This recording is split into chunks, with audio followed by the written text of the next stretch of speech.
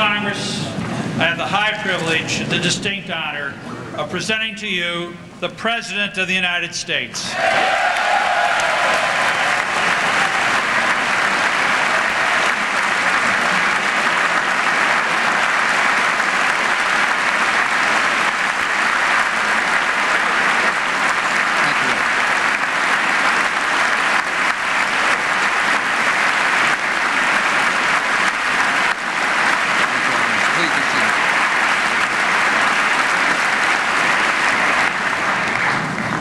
Mr. Speaker, Mr. President pro tempore, members of Congress, and fellow Americans. In the normal course of events, presidents come to this chamber to report on the State of the Union. Tonight, no such report is needed. It has already been delivered by the American people. We have seen it in the courage of passengers who rushed terrorists to save others on the ground. Passengers like an exceptional man named Todd Beamer. And would you please help me welcome his wife, Lisa Beamer, here tonight.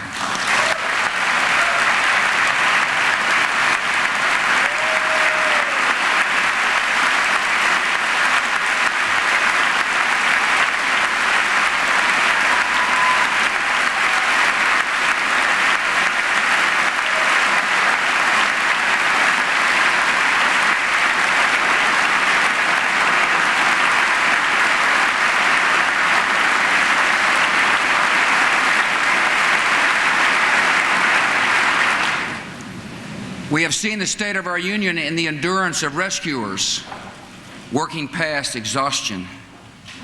We've seen the unfurling of flags, the lighting of candles, the giving of blood, the saying of prayers in English, Hebrew, and Arabic. We have seen the decency of a loving and giving people who have made the grief of strangers their own. My fellow citizens, for the last 9 days, the entire world has seen for itself the state of our union, and it is strong.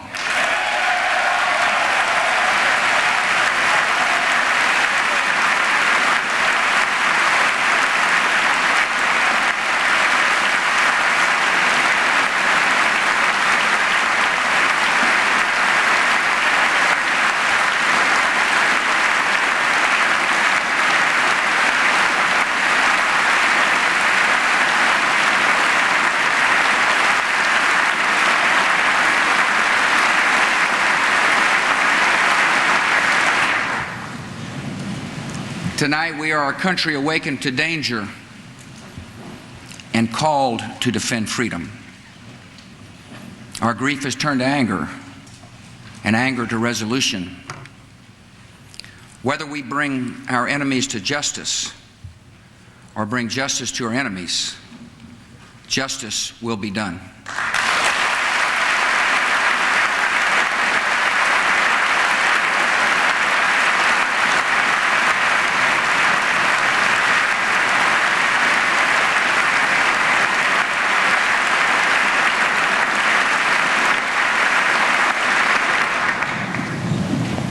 I thank the Congress for its leadership at such an important time.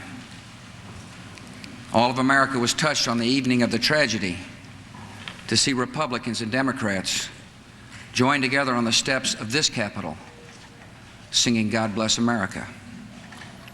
And you did more than sing. You acted by delivering $40 billion to rebuild our communities and meet the needs of our military.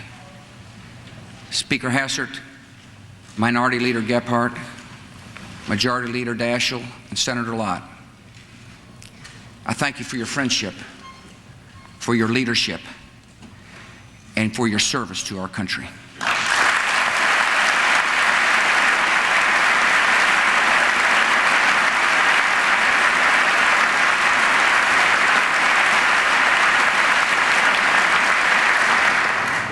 And on behalf of the American people, I thank the world for its outpouring of support. America will never forget the sounds of our national anthem playing at Buckingham Palace, on the streets of Paris, and at Berlin's Brandenburg Gate. We will not forget South Korean children gathering to pray outside our embassy in Seoul, or the prayers of sympathy offered at a mosque in Cairo. We will not forget moments of silence and days of mourning in Australia and Africa and Latin America. Nor will we forget the citizens of 80 other nations who died with our own. Dozens of Pakistanis, more than 130 Israelis, more than 250 citizens of India, men and women from El Salvador, Iran, Mexico, and Japan, and hundreds of British citizens. America has no truer friend than Great Britain.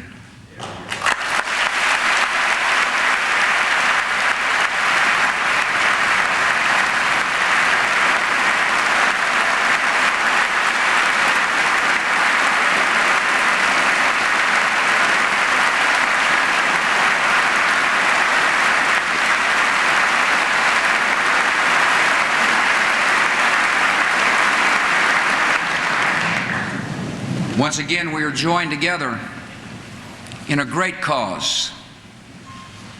So honored that the British Prime Minister has crossed an ocean to show his unity with America.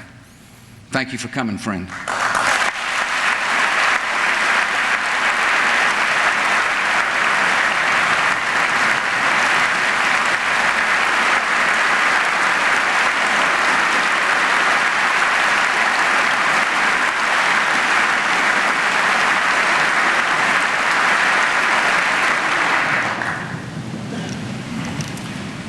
On September the 11th, enemies of freedom committed an act of war against our country.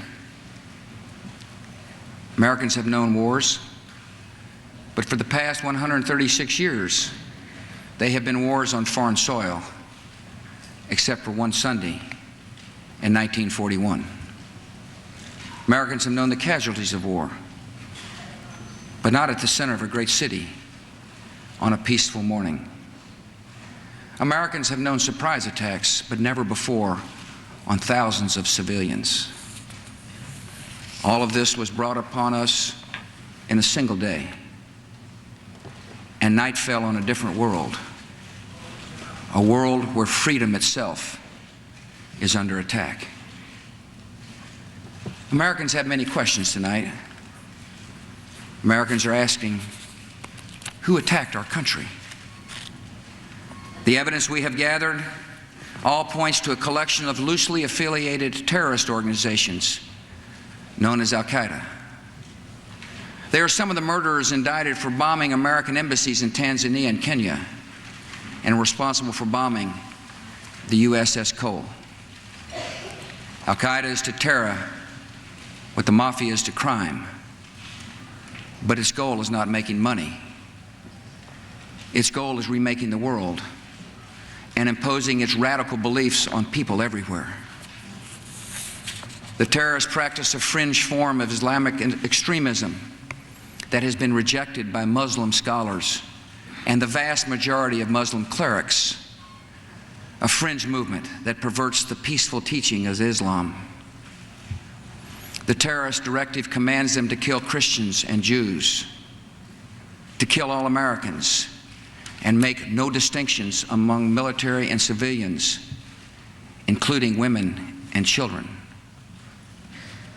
This group and its leader, a person named Osama bin Laden, are linked to many other organizations in different countries, including the Egyptian Islamic Jihad and the Islamic movement of Uzbekistan. There are thousands of these terrorists in more than 60 countries. They are recruited from their own nations and neighborhoods and brought to camps in places like Afghanistan, where they are trained in the tactics of terror. They are sent back to their homes or sent to hide in countries around the world to plot evil and destruction. The leadership of Al-Qaeda has great influence in Afghanistan and supports the Taliban regime in controlling most of that country. In Afghanistan, we see Al-Qaeda's vision for the world. Afghanistan's people have been brutalized.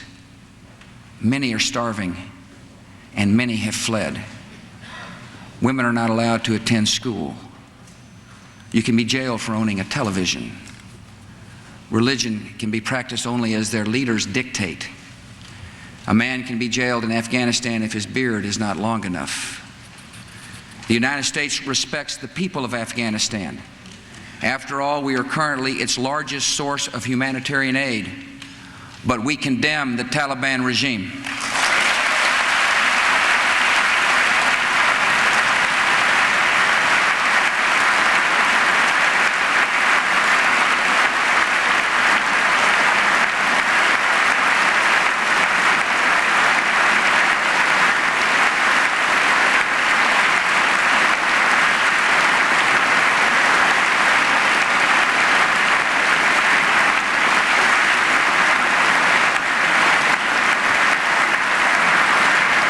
It is not only repressing its own people, it is threatening people everywhere by sponsoring and sheltering and supplying terrorists.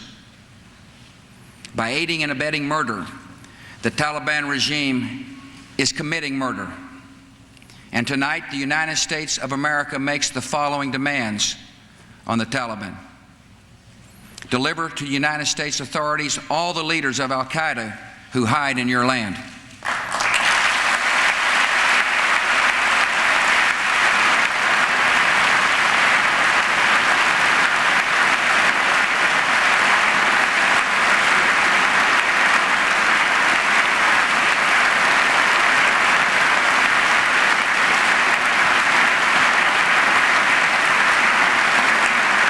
Release all foreign nationals, including American citizens you have unjustly imprisoned. Protect foreign journalists, diplomats, and aid workers in your country. Close immediately and permanently every terrorist training camp in Afghanistan, and hand over every terrorist and every person in their support structure to appropriate authorities.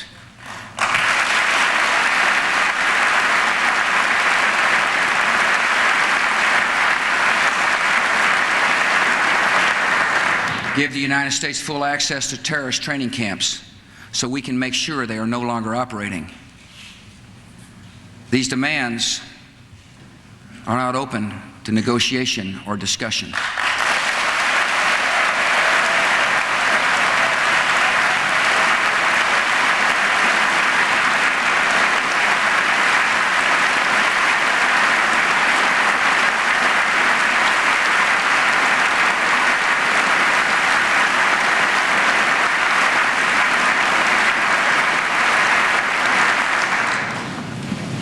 The Taliban must act, and act immediately. They will hand over the terrorists, or they will share in their fate. I also want to speak tonight directly to Muslims throughout the world. We respect your faith. It's practiced freely by many millions of Americans, and by millions more in countries that America counts as friends. Its teachings are good and peaceful. And those who commit evil in the name of Allah blaspheme the name of Allah. The terrorists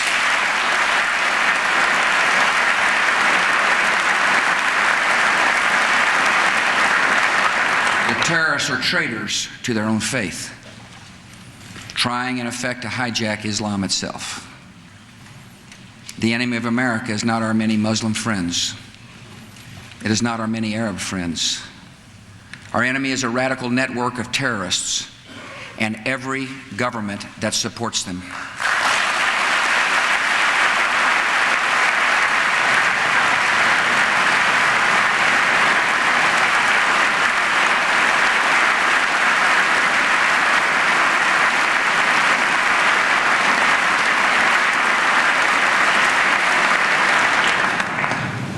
Our war on terror begins with Al-Qaeda, but it does not end there.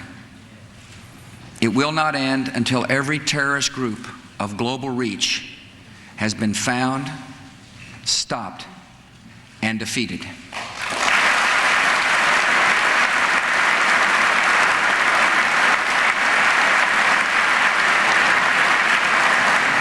Americans are asking, why do they hate us? They hate what they see right here in this chamber. a democratically elected government. Their leaders are self-appointed. They hate our freedoms, our freedom of religion, our freedom of speech, our freedom to vote and assemble and disagree with each other. They want to overthrow existing governments in many Muslim countries, such as Egypt, Saudi Arabia, and Jordan. They want to drive Israel out of the Middle East. They want to drive Christians and Jews out of vast regions of Asia and Africa. These terrorists kill not merely to end lives, but to disrupt and end a way of life. With every atrocity, they hope that America grows fearful, retreating from the world and forsaking our friends. They stand against us because we stand in their way. We're not deceived by their pretenses to piety. We have seen their kind before. They are the heirs of all the murderous ideologies of the 20th century. By sacrificing human life to serve their radical visions, by abandoning every value except the will to power, they follow in the path of fascism, Nazism, and totalitarianism. And they will follow that path all the way to where it ends, in history's unmarked grave of discarded lies.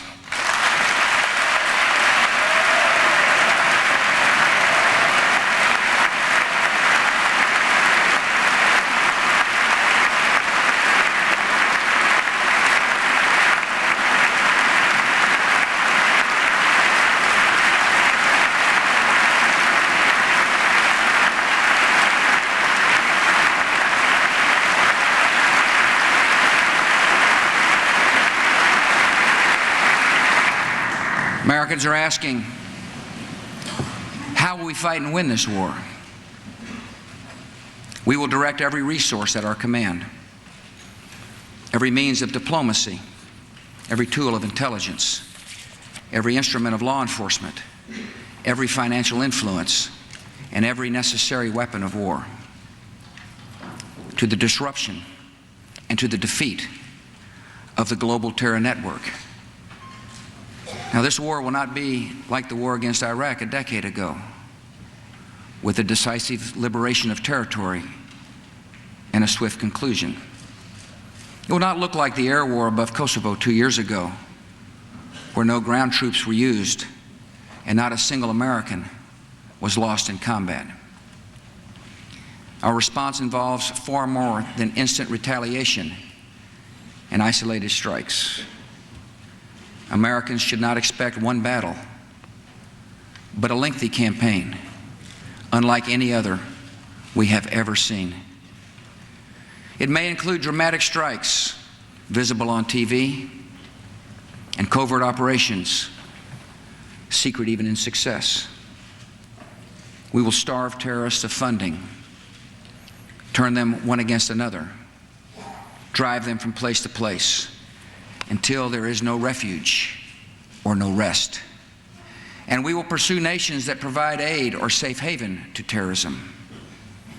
Every nation in every region now has a decision to make. Either you are with us or you are with the terrorists.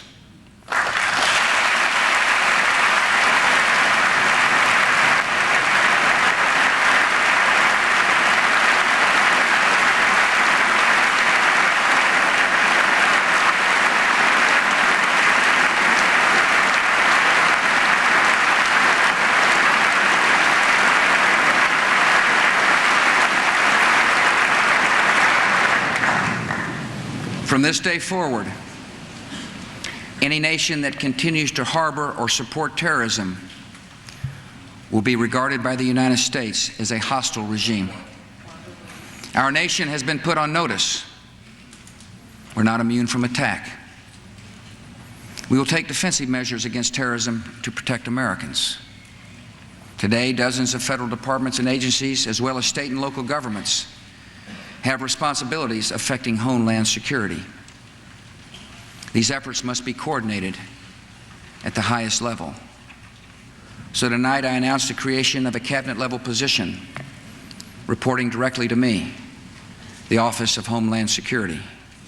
And tonight I also announced a distinguished American to lead this effort to strengthen American security, a military veteran, an effective governor, a true patriot, a trusted friend, Pennsylvania's Tom Ridge.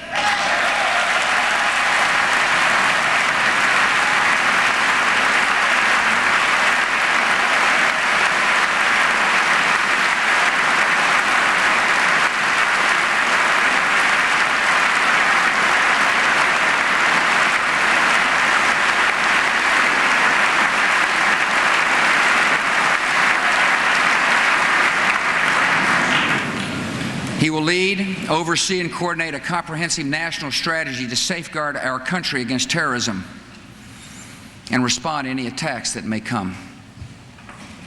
These measures are essential. The only way to defeat terrorism as a threat to our way of life is to stop it, eliminate it, and destroy it where it grows.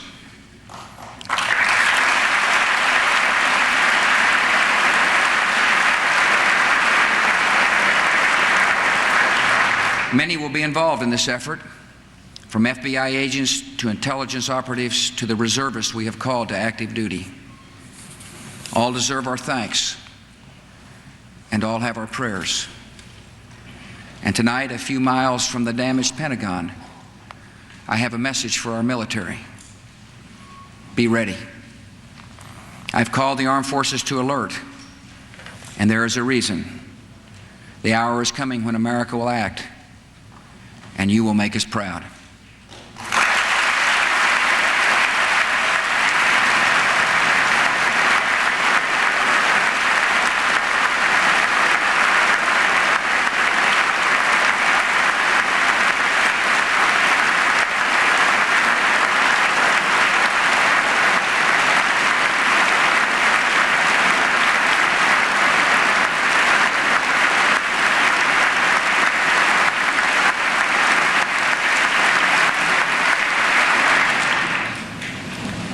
This is not, however, just America's fight. And what is at stake is not just America's freedom. This is the world's fight. This is civilization's fight. This is the fight of all who believe in progress and pluralism, tolerance and freedom. We ask every nation to join us. We will ask and we will need the help of police forces, intelligence service, and banking systems around the world. The United States is grateful that many nations and many international organizations have already responded with sympathy and with support. Nations from Latin America to Asia to Africa to Europe to the Islamic world. Perhaps the NATO Charter reflects best the attitude of the world. An attack on one is an attack on all. The civilized world is rallying to America's side. They understand that if this terror goes unpunished, their own cities, their own citizens may be next. Terror unanswered can not only bring down buildings, it can threaten the stability of legitimate governments. And you know what? We're not going to allow it.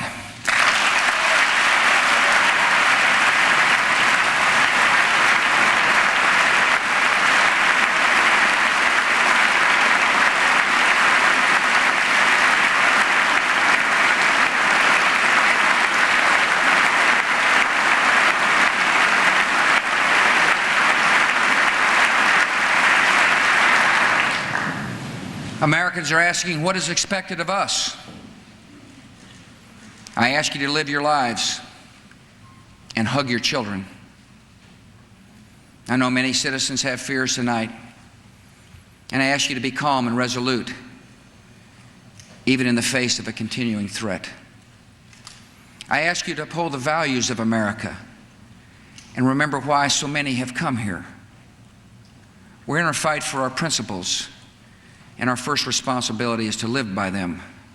No one should be singled out for unfair treatment or unkind words because of their ethnic background or religious faith.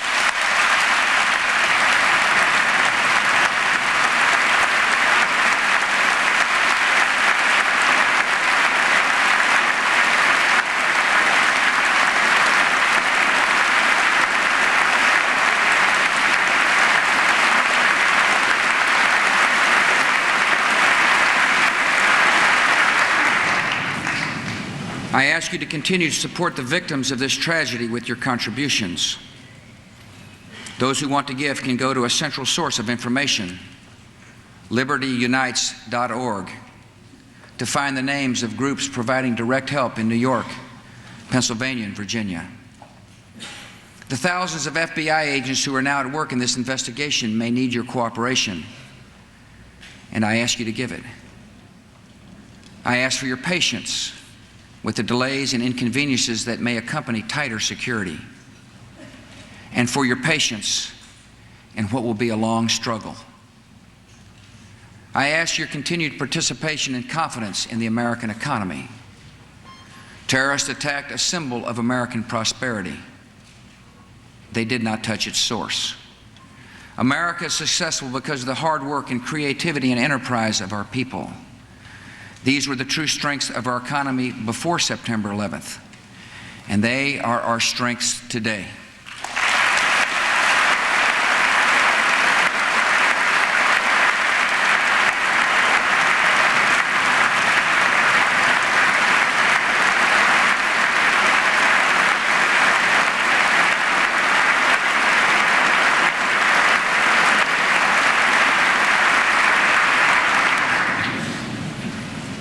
And finally, please continue praying for the victims of terror and their families, for those in uniform, and for our great country. Prayer has comforted us in sorrow and will help strengthen us for the journey ahead. Tonight, I thank my fellow Americans for what you have already done and for what you will do. And ladies and gentlemen of the Congress, I thank you, their representatives, for what you have already done and for what we will do together. Tonight, we face new and sudden national challenges. We will come together to improve air safety, to dramatically expand the number of air marshals on domestic flights, and take new measures to prevent hijacking. We will come together to promote stability and keep our airlines flying with direct assistance during this emergency.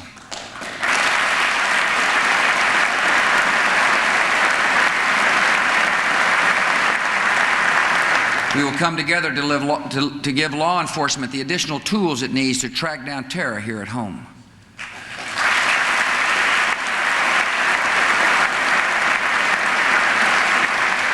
We will come together to strengthen our intelligence capabilities to know the plans of terrorists before they act and to find them before they strike.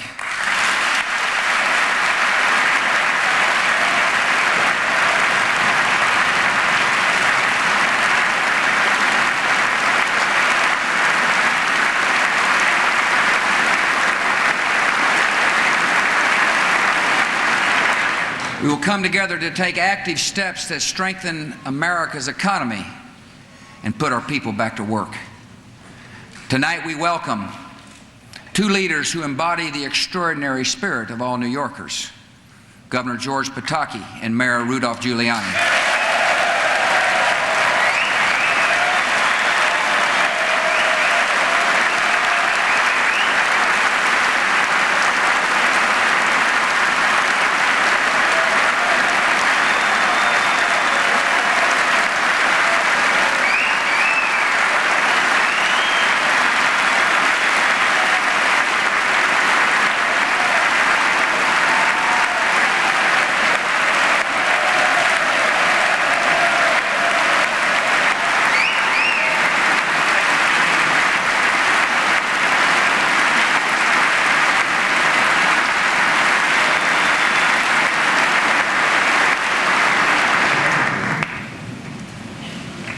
As a symbol of America's resolve, my administration will work with Congress and these two leaders to show the world that we will rebuild New York City.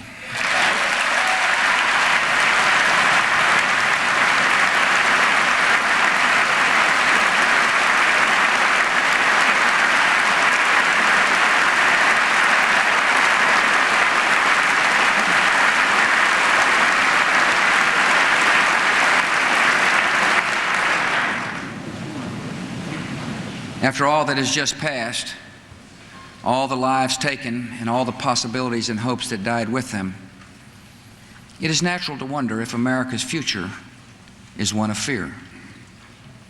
Some speak of an age of terror. I know there are struggles ahead and dangers to face. But this country will define our times, not be defined by them. As long as the United States of America is determined and strong, this will not be an age of terror. This will be an age of liberty here and across the world.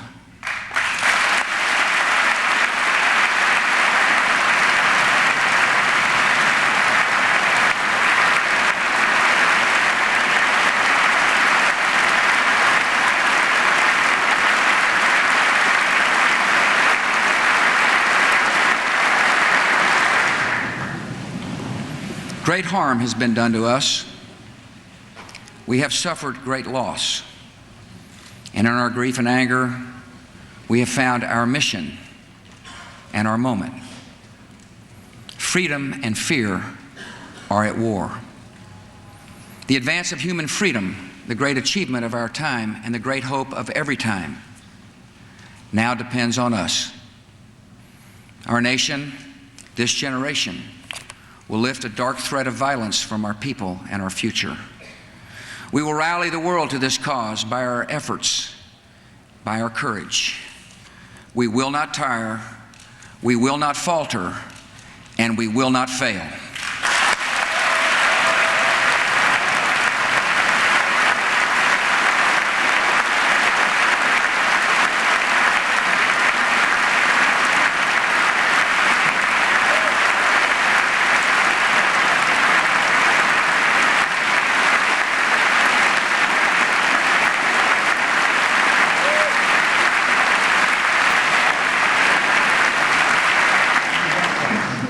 It is my hope that in the months and years ahead, life will return almost to normal. We'll go back to our lives and routines, and that is good. Even grief recedes with time and grace. But our resolve must not pass. Each of us will remember what happened that day and to whom it happened. We'll remember the moment the news came, where we were, and what we were doing. Some will remember an image of a fire or a story of rescue. Some will carry memories of a face and a voice gone forever. And I will carry this. It is the police shield of a man named George Howard, who died at the World Trade Center trying to save others. It was given to me by his mom, Arlene, as a proud memorial to her son. It is my reminder of lives that ended and a task that does not end.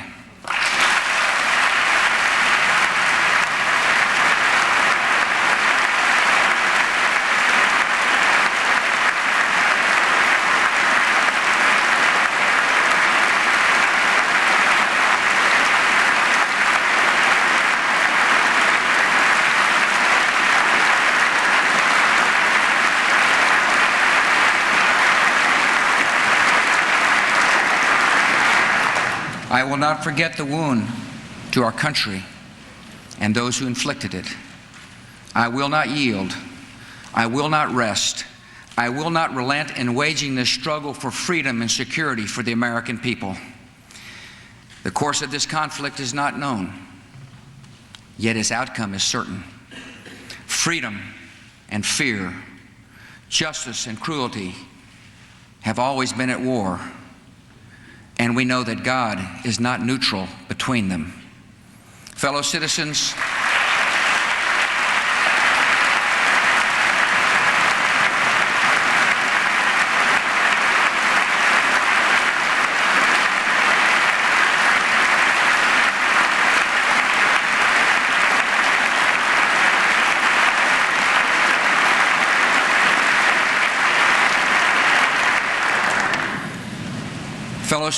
we'll meet violence with patient justice, assured of the rightness of our cause, and confident of the victories to come. In all that lies before us, may God grant us wisdom, and may He watch over the United States of America. Thank you.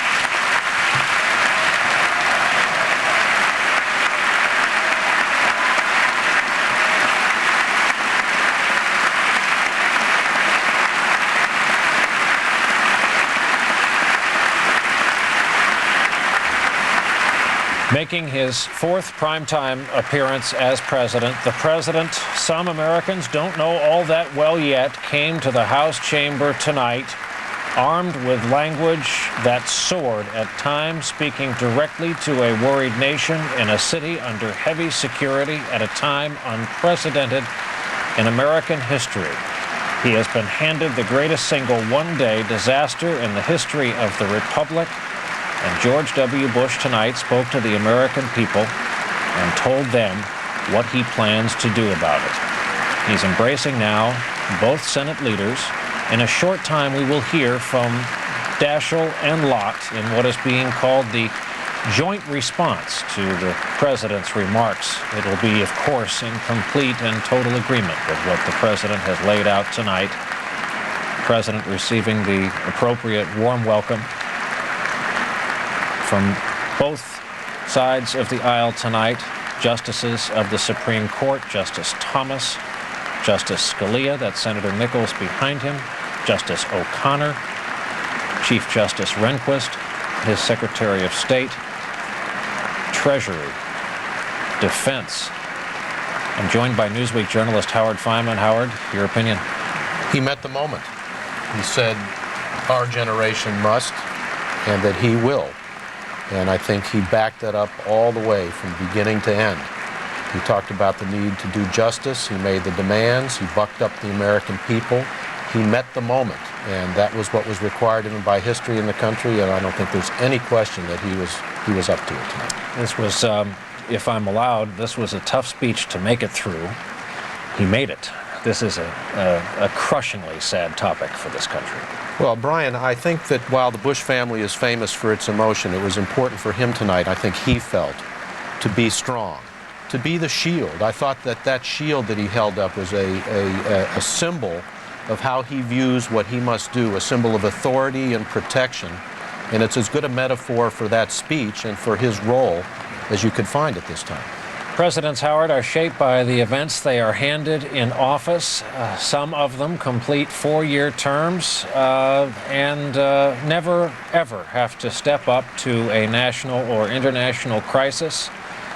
This president has just been handed such a tragedy of earth-shattering scope and international scope as Brian, well. I've followed him closely since maybe 4 or 5 years ago. At every step of the way, he rises to the occasion. I saw it when he announced his campaign. I saw it when the campaign was under pressure. I saw it in the debates. I saw it in his first moves as president with China and with the budget and so forth.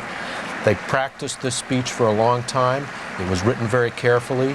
It was designed to take advantage of the symbols of authority of America. You've been in that room during a joint session, Brian. It's an intimate gathering of the American family. There's nothing else like it. And he was the favorite son of the American family, calling the country to sacrifice and battle and warning the world to watch out. It sounds incongruous because it was a tough worded speech, but there was some beautiful language throughout. There was, and it was very tough. I think it was tougher in its language than some might have expected, because in addition to speaking to America, he was in fact speaking to the world, laying down the parameters for the American people and for the world of what we expected of the Taliban, who they were, and why we fight. You know, before World War II and during it, the famous movie director Frank Capra made a series of films called Why We Fight. This was George Bush's Why We Fight speech.